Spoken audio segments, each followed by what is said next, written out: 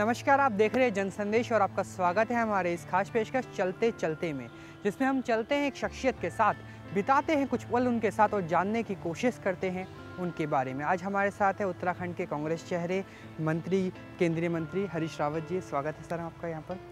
अगर हरीश रावत जी की बात करें तो उनकी शुरुआत उस फिल्म की तरह होती है जिसमें नया दौर था, एक किसान अपनी घोड़ा गाड़ी के साथ भागता है और एक अमीर आदमी अपनी मोटर गाड़ी के साथ। लेकिन हरीश रावत जी की शख्सियत के बारे में बात करें तो उनकी कोशिश ये है कि किसान के पास भी मोटर गाड़ी हो और विकास का रास्ता दिल्ली से निकल के देहरादून तक जाए, उत्तराखंड तक जाए।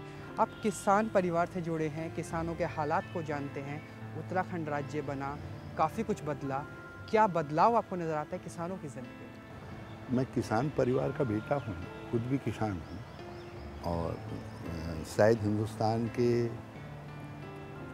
कुछ ही ऐसे राजनीतिक लोगों से हूँगा जिसने स्वयं हल चलाया है, तो मुझे उस स्थिति पर फ़ख्र है।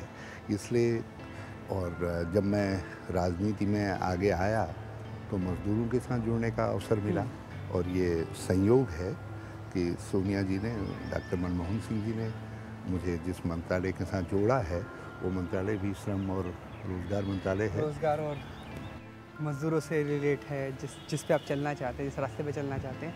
आपने अपनी जवानी के पल नेहरू की नीतियों के साथ आपने शुरुआत की होगी।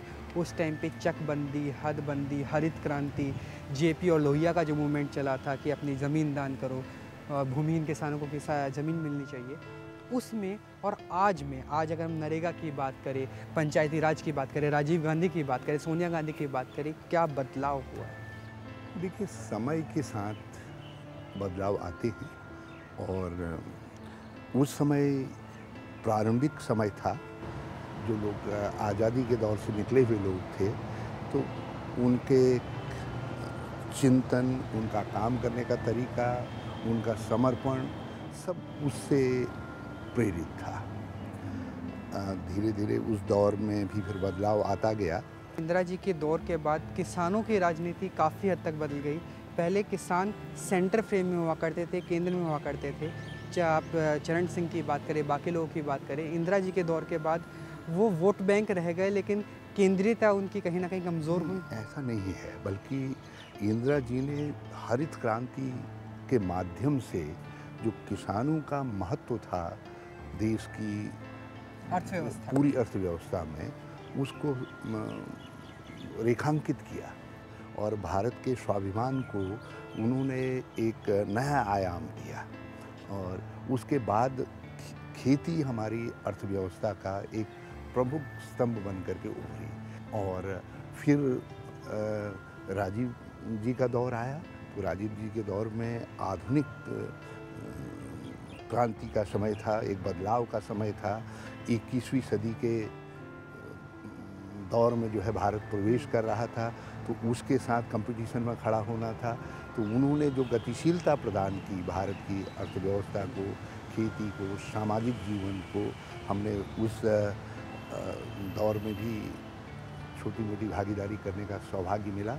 आज का जो ये वर्तमान कार्यकाल है, इसमें भी हम जो सपने राजीव गांधी जी ने देखे थे और जिन सपनों को साकार करने की उन्होंने बुनियाद डाली थी, उसको आगे बढ़ता हुआ देख रहे हैं। लेकिन हरीश रावत जी, आपने देखा होगा शुरुआत से अभी तक किसानों की जो मूल समस्या है, ये जो विकास का कटोरा है वो ज़्यादा बड़ा नहीं है। वेस्टर्न यूपी, हरियाणा, पंजाब उससे बाहर नहीं निकल पा रहा। नरेगा से बहुत फ़र्क आया है, लेकिन फिर भी पंचायतों में या राज्य सरकारें जो उसका मुनाफा है, जैसे आपने अभी राजीव गांधी की बात की थी, जो 15 पैसे, 1 रुपये का 15 पैसे रिजर्व बैंक से निकल के गाँव तक पहुँचता है, वो 15 पैसे से अब शायद 5 पैसे होंगे। किसानों की समस्याएँ पिछले 60-65 साल में दूर नहीं हुई है। एक ये चीज़, और दूसरा ये सवाल कि किसानों के जो नेताओं की बात करें हम, चाहे चरण सिंह की बात करें, जेपी की बात करें, लोहिया की बात करें, तो उनका जन्म, उनका विकास काफ़ी हद तक, उनकी राजनीति कांग्रेस के एंटी शुरू हुई थी, कांग्रेस के खिलाफ शुरू हुई थी। तो कांग्रेस से राहुल गांधी ने बहुत प्रयास किया है, राहुल गांधी से जुड़े भी हैं लोग, लेकिन अभी भी उस तरह से लगाव हो पाया है कि आप क्या देखते हैं? निश्चित तौर पर हो पाया है। ये इस चुनाव के जो परिणाम हैं, वो परिणाम बहुत साफ तौर पर किसानों की प्रमुख भूमिका को दिखाते हैं, मज़दूरों की प्रमुख भूमिका को दिखाते हैं। जो हमारा लोअर मिडिल क्लास है, उसकी भूमिका को इंगित करते हैं।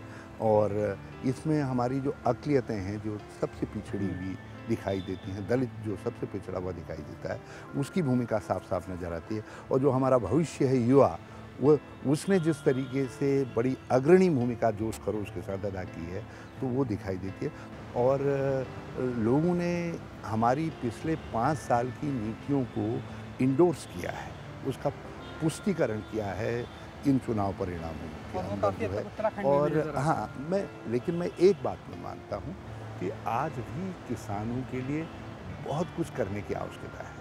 हम अन्न स्वाभिमान के युग में भले ही आगे हों, इतना उत्पादन हमारे किसान कर रहे हों कि सूखे का प्रभाव भी हम कह सकने की स्थिति में हो कि हमारे देश की अन्न सुरक्षा को प्रभावित नहीं करेगा, लेकिन हाँ, लेकिन फिर भी आज भी करीब 75% 80% किसान ऐसा है जिसकी निर्भरता केवल इंद्र देवता के ऊपर है। और वर्ष भर कड़ी मेहनत के बाद भी वो अपने परिवार के लिए कोई 6 महीने का भी यदि अन्न जुटा लेता है तो वो अपने को सौभाग्यशाली समझता है। कई लोग तो ऐसे भी सौभाग्यशाली नहीं है, बल्कि जिस क्षेत्र में मैंने जन्म लिया है उस क्षेत्र का किसान तो 3 महीने के लिए भी अन्न नहीं जुटा पाता है। 2 महीने 3 महीने का औसत है उसका अन्न जुटाने का, लेकिन उसके बाद भी उस खेती के साथ उसका लगाव परिपक्व है। तो हमारी नीतियाँ, हमारे कार्यक्रम उस दिशा में हैं। ये जो भारत निर्माण का फोकस है वो पूरी तरीके से ऐसे ही लोगों पर केंद्रित है, ऐसे ही वर्गों पर केंद्रित है।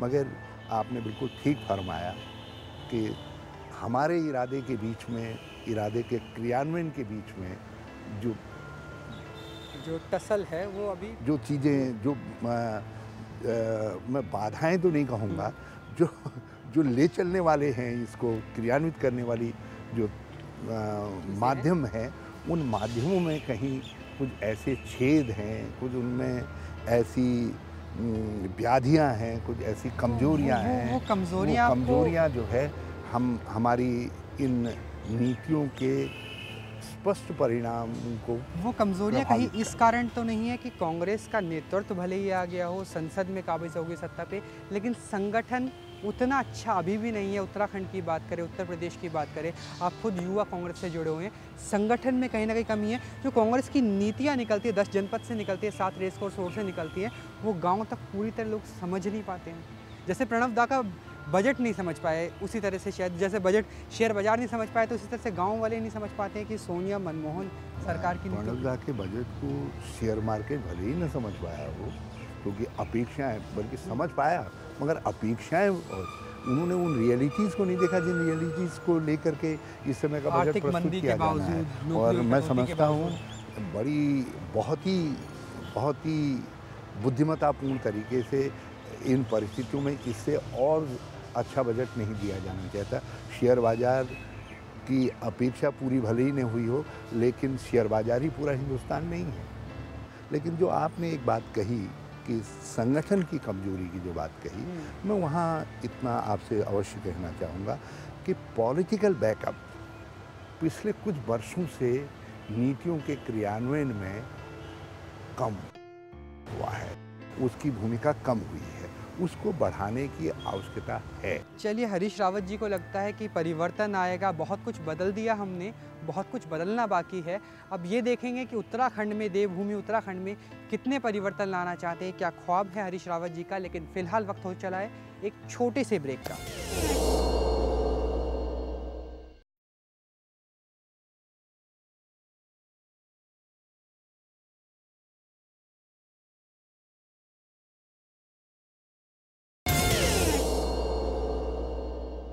ब्रेक के बाद आपका फिर से स्वागत है। हमारे साथ बने हुए हैं हरीश रावत जी। अक्सर सरकारी फाइलों की फहरिस्त हकीकत का फसाना ही नहीं बन पाती। हरीश रावत जी, आपसे जानने की कोशिश करेंगे इस बार आपके मंत्रालय में किस तरह से बात हो रही है, क्योंकि कहा जा रहा है कि 5 करोड़ रोज़गार जा चुके हैं, हर महीने लाखों रोज़गार जा रहे हैं, तो उसमें क्या होप देना चाहते हैं आप हिंदुस्तान के, सिर्फ उत्तराखंड के नहीं, हिंदुस्तान के नौजवानों को? देखिए, पहली बात तो ये है, ये 5 करोड़ का जो आंकड़ा है ये कहाँ से आया है ये सीपीएम और सीपीआई का आंकड़ा है, उसमें हो सकता है आगे पीछे हो, लेकिन नौकरियां तो कम हो रही हैं इस आंकड़े को हमारा मंत्रालय ग्रहण नहीं करना चाहेगा। जो वास्तविकता है कि जॉब लॉस हुए हैं, काम घटे हैं, और कुछ क्षेत्र जो है, जैसे हमारे निर्यात का कुछ मामलों में क्षेत्र है, जेम ज्वेलरी वाला विशेष तौर पर जो है, ये क्षेत्र बहुत बुरी तरीके से, सर्विस सेक्टर बुरी तरह प्रभावित हुआ है, बीपीओ सेक्टर, केपीओ सेक्टर। हमारे जो कपड़ा क्षेत्र है उस पर भी असर पड़ा है। तो हम मानते हैं कि आईटी सेक्टर में भी इसका प्रभाव कुछ दिखाई दे रहा है, मगर इतनी बड़ी जिस तरीके से इसको पैनिक नहीं है कम से कम। हाँ, जो दूसरे देशों में दिखाई दे रहा है, वो स्थिति अभी हमारे देश में नहीं है। हमारी अर्थव्यवस्था के व्यवस्थापकों को इसका श्रेय जाता है कि उन्होंने किसी सेक्टर को इस सीमा तक नहीं गिरने दिया, बल्कि कुछ क्षेत्रों में उत्पादन बढ़ा है। लेकिन जो विकास दर थी किसी भी सेक्टर में वो कम हुई है। जी, वो देखिए, राष्ट्रीय बैंकों के राष्ट्रीयकरण करने से, पुरानी पॉलिसी से फर्क पड़ा है। ये अपने तरीके से चीज़ों को निकालने की बात है, मगर बाकी हम ये कह सकते हैं कि जो दुष्प्रभाव पड़ा है उसका कुछ समाधान भी निकला है। कुछ समाधान नरेगा ने निकाला है। कुछ कहने को लोग कह सकते हैं कि भाई स्किल्ड जॉब कम हो रहे हैं तो नरेगा क्या उसमें मदद करेगा। मैं ये कहना चाहता हूँ कि जो बहुत ही ऐसे अनस्किल्ड वर्कर था उसका जो दबाव रहता था, उस दबाव को नरेगा और हमारे भारत निर्माण की योजनाओं के माध्यम से जो ग्रामीण क्षेत्र की अर्थव्यवस्था में एक परिवर्तन आया है, उसने कुछ रोका है। कुछ जो है लोगों की खरीदने की जो क्षमता बढ़ी है, उससे ये जो सोशल सेक्टर में हमारा इन्वेस्टमेंट था, और कम से डॉक्टर कम मनमोहन सिंह जी ने जो हमारा सोशल सेक्टर था, रूरल सेक्टर था, जिस तरीके से उसमें धन की कमी नहीं आड़े आने दी, किसानों को जो मदद दी गई, उसकी वजह से कुछ सेक्टर्स में मांग बढ़ी और उस मांग की वजह से उत्पादन का स्तर कई क्षेत्रों में गिरावट नहीं आ पाई और वो उस सब की वजह से जॉब लॉस की स्थिति इतनी चिंताजनक नहीं रही है।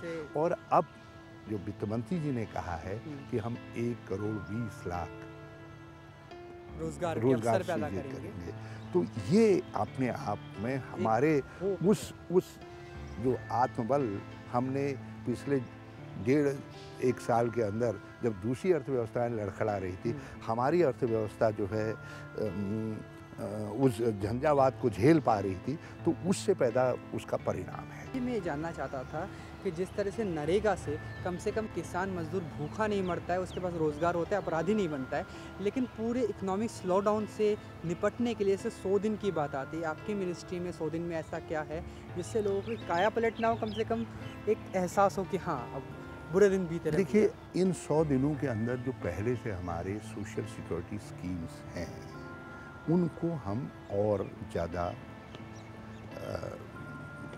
प्रभावी बना रहे हैं ताकि उससे जो फ़ायदे जिनको मिल सकते उनको फ़ायदा मिले। अब जैसे एक हमारी राष्ट्रीय स्वास्थ्य बीमा योजना है। अब ये योजनाएं जो हैं ऐसी हैं जो आशावादिता, हम इसको तेज़ कर रहे हैं। जैसे हमारे स्किल डेवलपमेंट इनिशिएटिव में के तहत जो प्रधानमंत्री जी ने प्रारंभ किया, उसके तहत हमारा मंत्रालय बहुत सारे कदम उठा रहा है। आम आदमी उससे जोड़ने की एक कोशिश चल रही है, उस प्रयास को हम आगे बढ़ा रहे हैं। इसके अलावा हमारी कोशिश है कि जो राजीव गांधी श्रमिक कल्याण योजना है उसको हम और प्रभावी बना सकें, स्किल और अनस्किल दोनों एरिया में, ऑर्गेनाइज और अनऑर्गेनाइज दोनों सेक्टर्स के अंदर उनकी सीधी मदद के लिए भी, प्रभावी मदद के लिए भी राजीव गांधी श्रमिक कल्याण योजना से आगे बढ़ करके भी हम कुछ कर सकें, उसके लिए बातचीत कर रहे हैं। हमने कल श्रमिक नेताओं के साथ बातचीत की है, आज हमारे मंत्री जी जो है जो एम्प्लॉयर्स हैं उनके साथ बातचीत करेंगे, फिर हम कुछ विचार यदि उभर करके आता है, कुछ हम बना सकते हैं तो उसको आगे चलिए, बढ़ाएं। हरीश रावत जी को कम से कम लगता है कि कपास उगाने वाला किसान भी भूखा ना मरे और उसे पहन के चलने वाली मॉडल का भी काम चलता रहे, सारा हिंदुस्तान साथ में चले। लेकिन अगर हम उत्तराखंड की बात करें, जिस तरह से उत्तराखंड में बीजेपी में फूट आई है, उससे कहीं ना कहीं उत्तराखंड के विकास को धक्का पहुंचता नजर आ रहा है आपको? जबरदस्त धक्का पहुंचा है।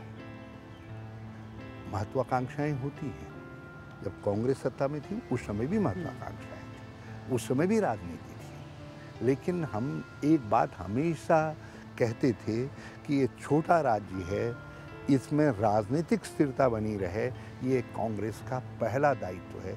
इसलिए हमने सारी अपनी राजनीतिक उठापटक या प्रतिद्वंदिता जो भी कह लीजिए, कुछ उसको झगड़ा कह देते थे, कुछ महत्वाकांक्षाओं की टकराहट कह दे, जो कहना चाहे मैं उसमें कहीं नहीं रोकता हूँ। लेकिन हमने 5 साल राजनीतिक स्थिरता सुनिश्चित की। मतभेद अंदर रहे, मनभेद में नहीं बदले, जिसका असर विकास। मैं उसको मतभेद कहिए, मनभेद कहिए, कुछ कहिए, लेकिन हमने उसका प्रभाव उत्तराखंड के लोगों के ऊपर, डेवलपमेंट के ऊपर, जो मैंडेट कांग्रेस के लिए था कि आप राज्य की अच्छी बुनियाद डालिए, उसमें नहीं बुनियाद डाल दिया।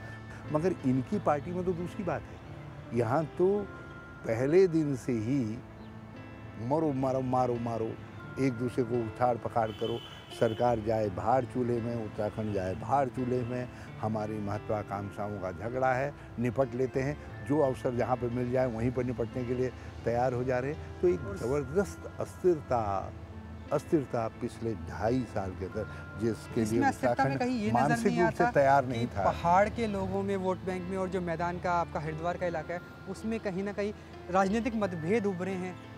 नहीं, कोई मतभेद नहीं उभरे। यदि मतभेद होता, मैं तो दुर्गम पहाड़ में पैदा हुआ है और हरिद्वार से लोगों ने मुझे चुना। ये हमारे राज्य की जनता के मानस में जो बड़ा ज़बरदस्त उत्साहजनक परिवर्तन है, वो ये मैं उसका परिणाम हूँ। निशंक जी के आने के बाद वो सारी समस्याएं केंद्र सरकार के पास लाते हैं। वो कहते हैं छठे वेतन आयोग के लिए हमें 6,000 करोड़ दे दो, यूपी सरकार से हमें 3,000 करोड़ दिलवा दो, 500 करोड़ हमें कुंभ के लिए चाहिए। तो सारी समस्याएं, और हमें इंडस्ट्रियल पैकेज चाहिए 2013 के बाद भी। तो केंद्र सरकार के लिए इन्होंने मांगा नहीं, तब भी केंद्र सरकार